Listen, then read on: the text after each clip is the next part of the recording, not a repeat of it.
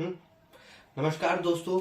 आज मैं आपके सामने लाया हूँ धन प्राप्ति के योग। ये कुंडली में कैसे देखते हैं ये मैं आपको बताना चाहता हूँ। वैसे धन कमाने की तो इच्छा सबको है, लेकिन हाँ, कुछ लोगों के घर पे बहुत परेशानियां रहती हैं कि आ तो रहा है, खर्चा हो जाता है, या आने से पहले ही 10 काम निकल जाते हैं और वो निकल जाता है। तो कुछ ऐसे भी दिक्कतें होती हैं जिनकी वजह से दिक्कतें आती कि धन आया और तुरंत चला गया।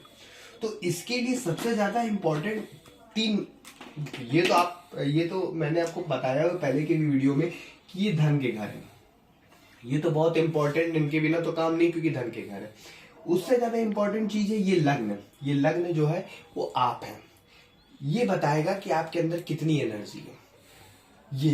ये आपका भाग्य है, क्योंकि भाग्य नहीं है तो पैसे की प्राप्ति में दिक्कत है। और ये आपका ज्ञान है। आपके पास जितना ज्यादा ज्ञान होगा उतने आप ज्ञान से जुगाड़ से अपने पैसा आप निकाल लोगे। ठीक है, तो चीजें किन किन पॉइंट्स पे मुझे पहले ध्यान देना है। मुझे इन तीन स्वामी पे ये ध्यान देना है कि नीच के नहीं होने चाहिए, क्योंकि नीच के हो रहे तो आपके अंदर एनर्जी की कमी हो रही है। क्योंकि ये जो होता है ना, हम ये जो तीन घर होते हैं ये हर इंसान के लिए इतने इंपॉर्टेंट होते हैं जैसे उनके फादर मदर होते हैं। फादर मदर जैसे किसी के लिए भी हमेशा अच्छा सोचते, वैसे ये तीन हाउस और इनके जो प्लैनेट होते हैं वो भी वही काम करते हैं।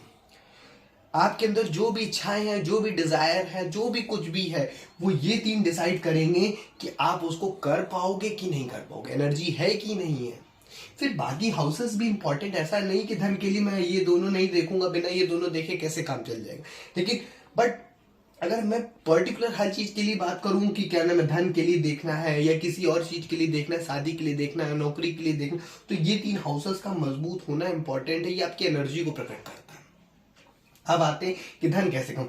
देखिए, लग्न का स्वामी, एक चीज दो चार चीज मैं आपको और बताना चाहूंगा। ये जो केंद्र है ना, ये केंद्र 1 4 7 10, ये विष्णु हाउस है, जो हमारे भगवान प्रभु विष्णु हैं उनका घर है। और ये माता लक्ष्मी है, जो त्रिकोण के हाउस कहते हैं। तो इन दोनों में अगर आपस में संबंध बनता है तो ऐसी जो धन प्राप्त होता है जो कभी भी नष्ट नहीं होता, ये ऐसा धन प्राप्त होता है अगर इन दोनों, ये केंद्र का घर और ये त्रिकोण का घर, ये दोनों, ये 9 और 5, ये दोनों का अगर इसके साथ संबंध बन जाए तो ऐसा धन कभी नाश नहीं होता, हमेशा रहता है और डे बाई डे वो बढ़ता ही चला जाता है।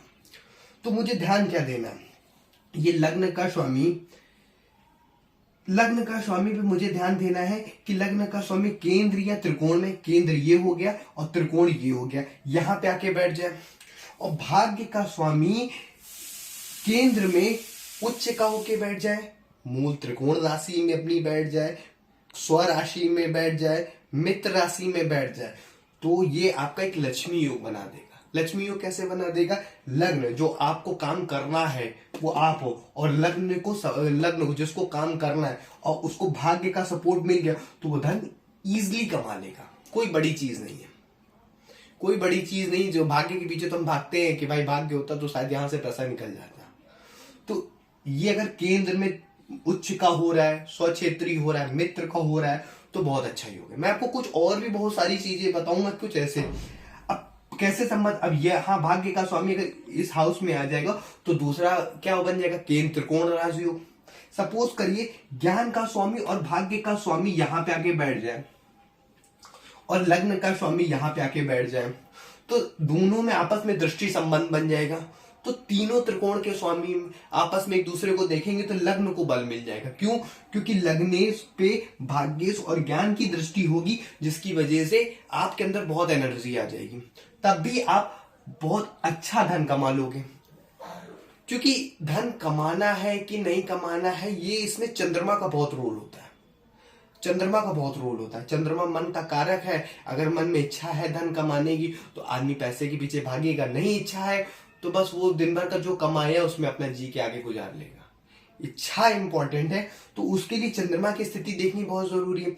अगर सपोज ऐसा हो जाए कि भाग्य का स्वामी, ज्ञान का स्वामी और लग्नेश तीनों 10th हाउस में बैठ जाए और सामने चंद्रमा, यहाँ पे चंद्रमा बैठ जाए, तो सब में दृष्टि संबंध बन जाएगा। इससे चंद्रमा को भी बल मिल जाएगा, आपकी मन स्थिति भी बहुत ताकतवर हो जाएगी, तो भी ये धन योग ही बनता है। कुछ धन योग के और भी कारण है कि ये दो धन योग है, ये एक्चुअल में ये धन योग है और इसे हम लाभ भाव भी कहते हैं। लाभ, इसे हम लाभ भाव भी कहते हैं। ये दोनों के घर में राशि परिवर्तन हो जाए, राशि परिवर्तन हो जाए और लग्न का स्वामी धन में बैठ, लाभ में बैठ जाए या ज्ञान में बैठ जाए और या भाग्य में बैठ जाए, तो भी ये धन योग है। ये महाधन योग है, क्योंकि दोनों लाभ का स्वामी धन का स्वामी आपस में राशि परिवर्तन कर लिए, तो भी ये महाधनी योग है। सपोज सेकेंड थिंग्स कि धन का स्वामी धन में बैठ जाए, लाभ का स्वामी लाभ में बैठ जाए और ज्ञान लग्न भी भाग्य में बैठ जाए, ज्ञान में बैठ जाए या धन के साथ बैठ जाए, तो भी ये महाधनी योग है, धनी योग है। या लग्न है, धन है, लाभ है, ये तीनों का स्वामी केंद्र में और त्रिकोण में कहीं भी युति बना के बैठ जाए या कहीं भी केंद्र त्रिकोण में दृष्टि संबंध के साथ बैठ जाए, तो भी ये धन योग है। हमें ध्यान क्या देना है कि भाई हमको क्या क्या चीजें, हमने आपको जैसे पहले भी बताया कि लग्न है, ज्ञान है, भाग्य है, ये तीन हाउस हमारे लिए बहुत इंपॉर्टेंट है। जैसे हमारे पेरेंट्स हमारे लिए बहुत इंपॉर्टेंट होते हैं, हर डिसीजंस वही लेते हैं, वैसे ये जो तीन हाउसेस है ये आपके लिए हमेशा अच्छा सोचते हैं। तो ये सारी चीजें, अच्छा कुछ लोगों की, जैसे मैंने स्टार्टिंग में बात की थी कि कुछ लोगों की परेशानियां होती हैं कि कुछ लोग कहते हैं कि भाई कमाया और पैसा बहुत जल्दी निकल गया, बीमारी में पैसा चला गया, कोर्ट कचहरी में पैसा चला गया। तो देखिए कोर्ट कचहरी का हाउस ये है व्यय हाउस और बीमारी का हाउस ये है, ऋण का भी हाउस ये है। अगर इसका संबंध कहीं से भी लग्न के साथ या धन के स्वामी के साथ बन रहा है, तो ये एक दुखद स्थिति है। ये दर्शाती है कि आपका पैसा कोर्ट कचहरी में, ऋण चुकता करने में, बीमारी सही करने में, घर के लोगों की बीमारियों में पैसा निकलेगा और बड़ी मात्रा में निकलेगा। ये तब ज्यादा दिक्कत करेगा जब आप पे समय बहुत गड़बड़ चल रहा होगा। समय अगर अच्छा आपकी कुंडली में चल रहा है, दशाएं आपके फेवर में है, तो ये दिक्कतें कम आएंगी, लेकिन ये दिक्कतें तब बहुत ज्यादा आएंगी। तो अब जैसे सपोज करिए कि भाग्य का स्वामी लग्न में आके बैठ जाए, तो ये ऐसा इंसान तो महाभाग्यवान बन जाएगा कि भाग्य स्वामी आके लग्न पे बैठा हुआ महाभाग्यवान बन जाएगा।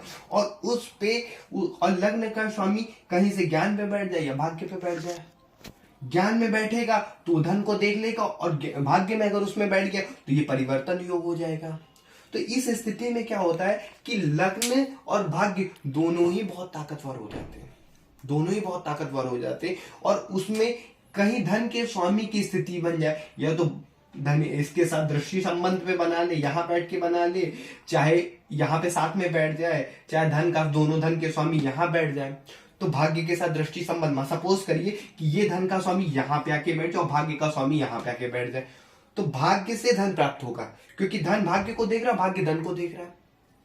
यहाँ पे धन का स्वामी यहाँ पे आके बैठ जाए और भाग्य का स्वामी यहाँ आके बैठ जाए, और लग्नेश की स्थिति भी केंद्र या त्रिकोण में कहीं भी अच्छी हो, तो क्या होता है कि भाई दोनों में दृष्टि संबंध बन गया, सातवीं दृष्टि संबंध बन गया, तो जिसकी वजह से आपको भाग्य से धन प्राप्त होता है।